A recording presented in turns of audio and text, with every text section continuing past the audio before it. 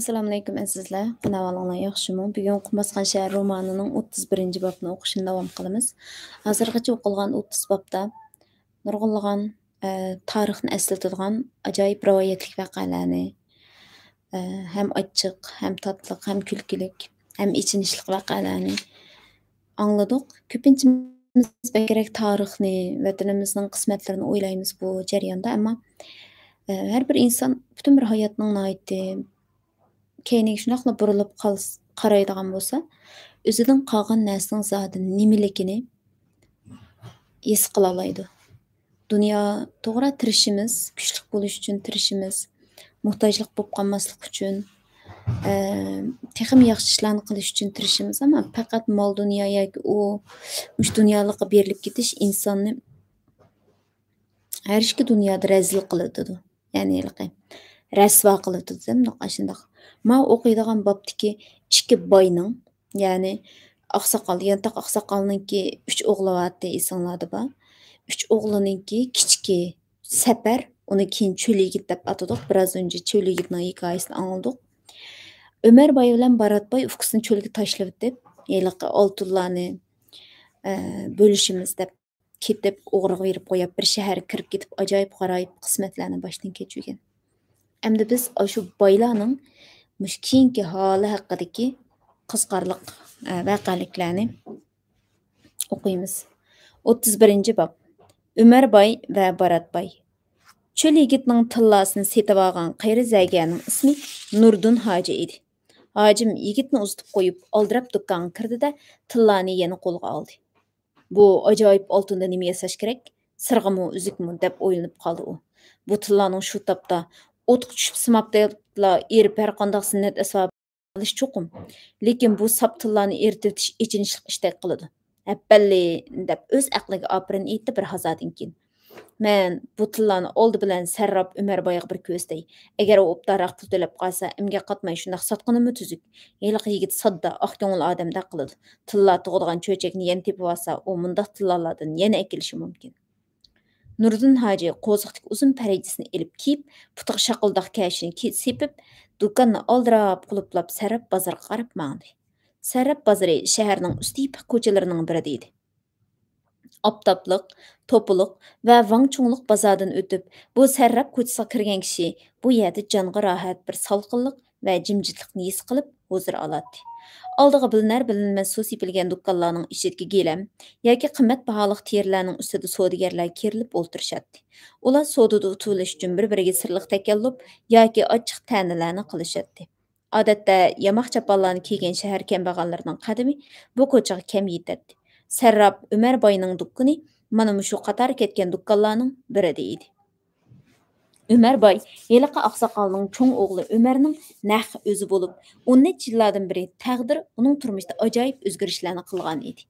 Ömerning Natuni shahriga kirib, Nizamboy degan kishiga yollanib, uning beg'ida ishlaganligi va Nizamboyning cho'ng xotini bilan bo'lgan sirliq munosabatlari kitobxonlarimizga ma'lum. Agar taqdirning bir ishni o'rinlashtirishga kelsa, odamning aqli yetmaydigan tasodibiyliklar bo'lib turadi. Nizamboy otga noit terisman odam edi. Bir qatim u shash bir arg'amoqni ko'ndirib minmoqchi bo'lganda, otning tuyoqlari ostida qilib o'ldi. Shuningdan keyin Nizamboyning bosh xotinlari Nizamboydan bo'lgan bolalarining soniga qarab boyning mulkini bo'lishib olib qanoat hosil qilishdi. Oyimga bo'lsa o'zi turayotgan cho'ng bog' qolgan edi. Oyim buningga shukr qildi. Uning otasidan qolgan dunyosi yetarlik edi.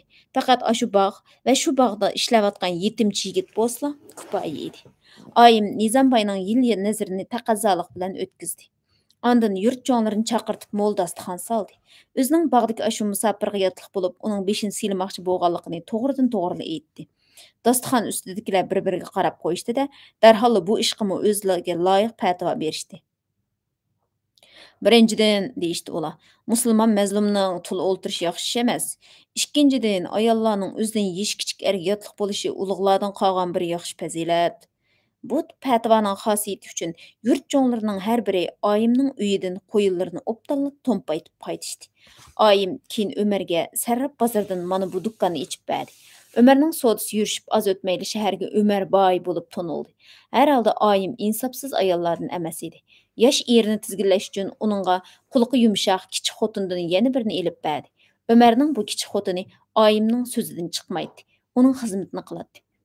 Ömerboy shu topda dukkunda yumshoq aylangan teri ustida o'ltirib, kichik xotni bilan bo'lgan qiziqchiliklarni o'ylab, yerim kulimsirab, yerim mugdab o'ltiradi. Uning yaxshi tamoq va rohatdan qizargan go'shtlik yuzlari maylab qo'ygan pomnandek paqiraydi.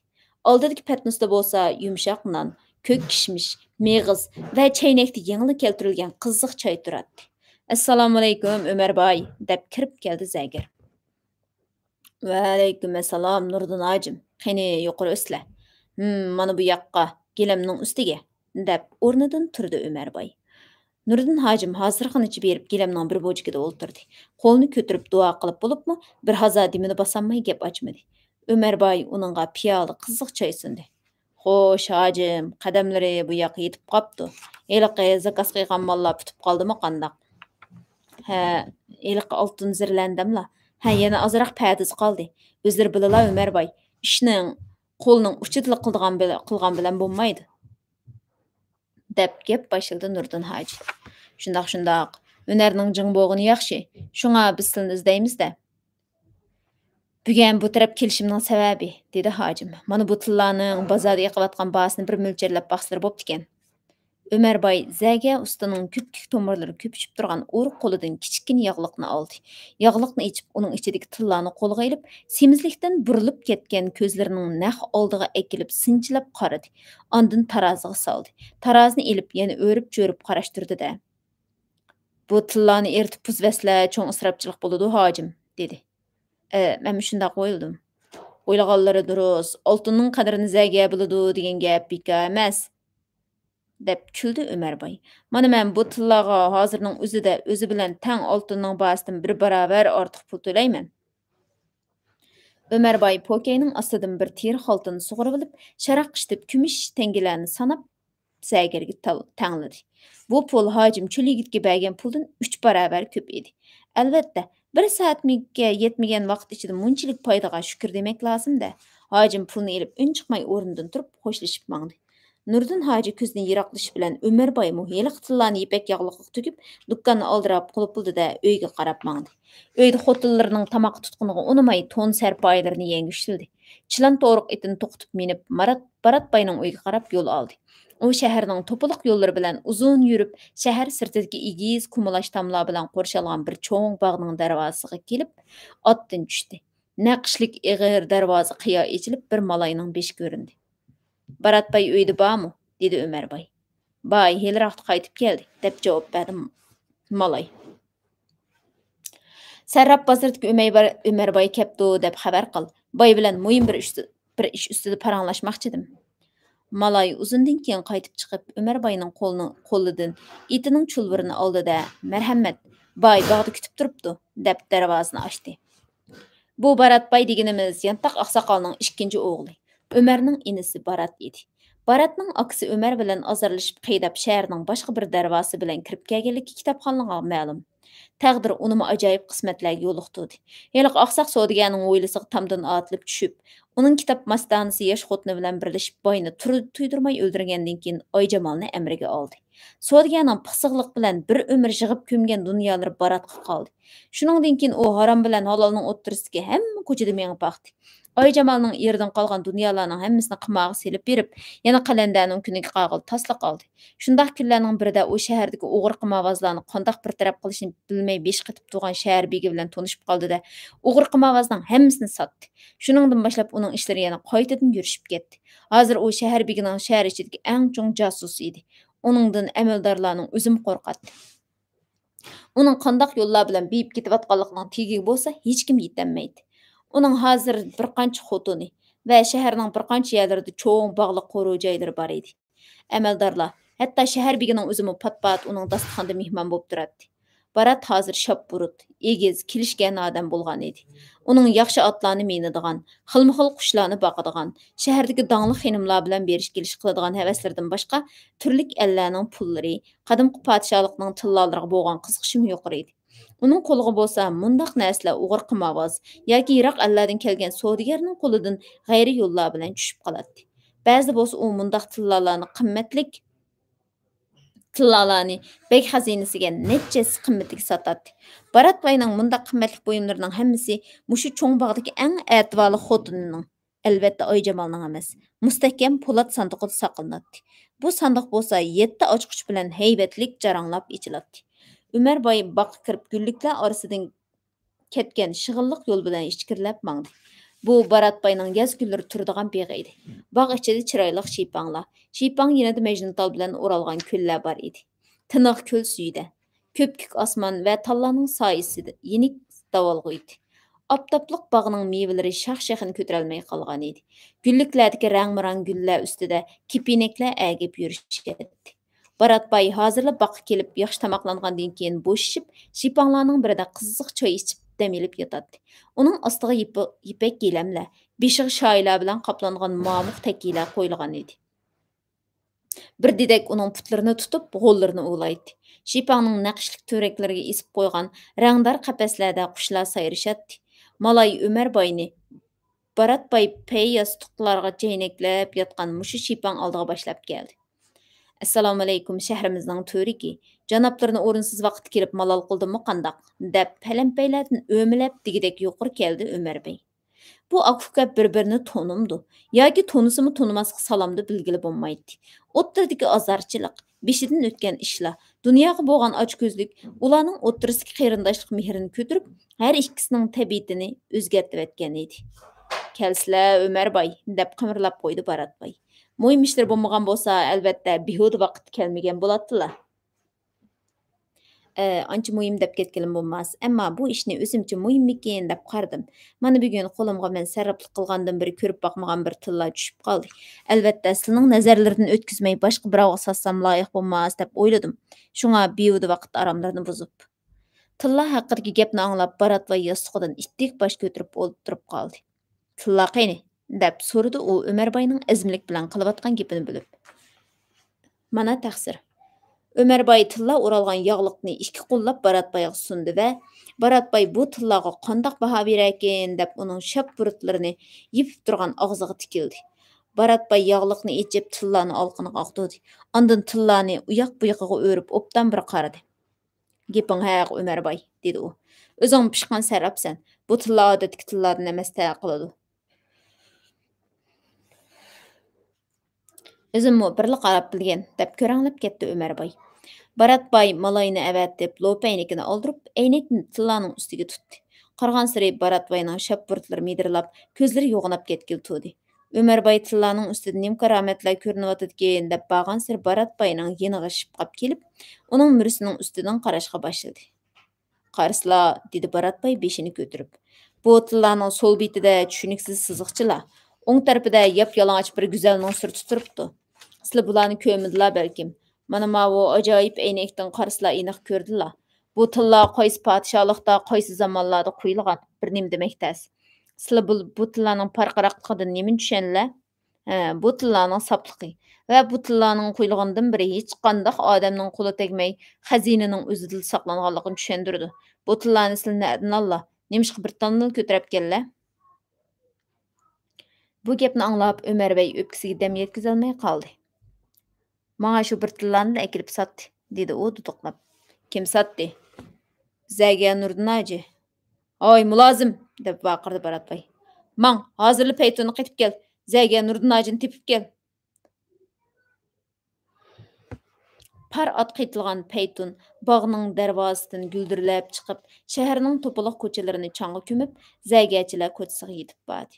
Nurdin hoji bugun topgan tapavatiga shukr qilib do'konni boldurli etib uyga ketib qolgan edi.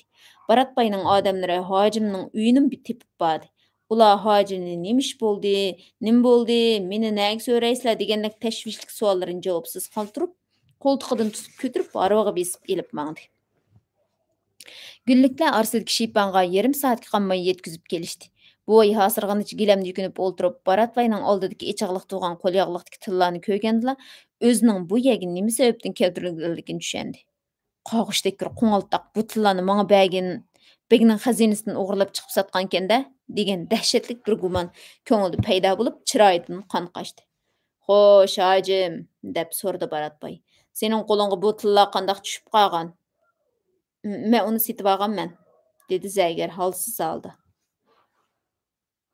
Kimdən, qandaq setib aldın? Bugün ətəgəndə mana mavu Ömərbay buyurtqan altın jabduqlarga pərdaz berip oltiratdım. Dükkanıma salam berip bir yaş yigit kirip geldi. Üstü beş çaң, yırak bir yerden kelgende qılıdı. Gözümge xili toğri yigitdek göründü. Hoş oğlum, nemi gap desem, bir saatim dikmiş bir tıllan optarak baha koyup elip qasaң, dep mana şu sılının oldurıda tuğan tıllanı maňa sundi. Kolumga elip onun bir isli tıllan ekenligini pämlep kaldım. Oğlum, sen bu tıllanı nereden aldyň dep sordum. Kembegal adamlar pulluq näsini sataman dep kötürüp gels, elbette nereden aldyň dep sorguluk. Şundaq toğri qıpsan, dep ma'qul boldy Baratbay. Ha, gepiňi dowam qıl. Şundaq qılıp men onundan nereden aldyň dep sorudum. O çölde bir toğraqlıqda uxlap gelip oygansam, yenimde bir yağaç çöçek turupdu. Çöçekning içinde mana bu tilla turupdu. Xudanyň maň qygan hediyesi okşaýdy dep aldım da qoýnymga saldım. Mana hazır şu tilla senin qolunda, alalaq berip al dedi. Men onu setip aldım. Bu isli tillany buzup japdyk qılıp közüm qymaý Ömerbaynyň dukkynyga apyryp gösterdim. Ömerbay öz ixtiyary bilen maňa paýda berip setip aldy. Buga iş mana şu. Yalgan dep waqyryp etdi Baratbay. Xudanyň namy bilen qasam içimen dep naly qıldy biçara usta. Men peýgamberimiz aýag baskan ulug jaýlarny ziyaret qylgan musulmanman. Mal dünýä üçin imanymny bulgumayman. Silmini bu tillany birä ogurnyň kolundan bilip durup erzini gagan ýa-ki birä ýerden ogurlap algan dep guman qılıp atlygy diýmen. Yoksa dedi Baratbay. Sana bu tillany ekirip satgan ýelyk kazzapnyň itqanlarynyň hemmesi yalgan. Çölde kim çöçek altyn selep toğraqnyň astyda ýatgan adamnyň ýyna goýup goýgudek. Eger şundaq iş ras boldygan bolsa, mana mawy Ömerbay bazarda dukka açmay keç gündüz toğralyk ýügürüp ýürüp çöçeklädik altynlaryny terip almamdy. Çöldigän bir tılsymat alem dep hodoňşydy Nurdun. Haji. Gepiň haq dedi Baratbay. Şu qumluklar astyda kömülüp ýatgan ajaýyp hazinlar bolyşy mümkin. Sana bu tillany ekilip satgan sayak, kadimi padşahlyklar ýa-ki ogur qaraqçylarynyň kömüp goýgan şundaq bir hazinesiga ýolugyp galdymy, qandaq kim biledi? Onun özü bir qaraqçylarynyň şirki bolup bulap gelgen altynlaryny bir-birlep bazarda mähbi setip ýüremdi tehi. Sen onuň takdyryny kandarak diýdiň ha? Üstüge öňüp ketgen çapan kiygen, adat gibi otunçy ýa-ki mädikallarga okşap ketýän buğday ýoň yigit. Onuň işge ýa-ki minip gelgen iti barmydy? Şundaq bir işek, sürü işekmikin aýtawur. Men o işekniň tumşygyny köýgendek kıldım. Hoş, bu tilla haqqy hiç kimge oşuq çawşy qılmaňlar dedi Baratbay ahyrda. Sen ustu dukkunyň gaýlyk sayak ýene kelip gagdyk bolsa, astly bizge habar qylyp et. Men etrapga adam çykyryp uny izletimen. Mäpilik harwa ýene çoň tazallarny tostup, zäger ustyny elip öýge maňdy. Baratbay gaýlyk tillany netçesiga paýda sataman dep oýlagan Ömerbay onu bikagyly tutguzyp goýup, salpyp etini minip gaýtdy. Bu bab misat tügedi. Dawamynda onu okuýmyz.